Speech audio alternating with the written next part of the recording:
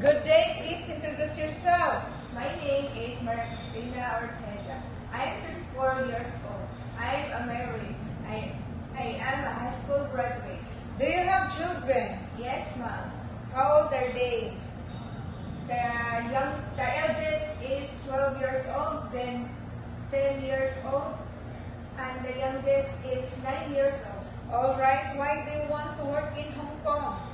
It's because I want to sustain their needs for my families. Do you have work experience as domestic helper? Yes, ma'am. In which country? Philippines, ma'am. For how many years in Philippines? For 6 years and 10 months. Alright, tell me your duties and responsibilities for 6 years and 10 months here in Philippines. Gardening, ironing clothes, taking care of the babies, and taking care of the pigs. What kind of pets? Dog, ma'am. Alright. What are your skills? Cooking, sheltering, and caring pigs. What are the traits of a good domestic helper? Loving, caring, respectful.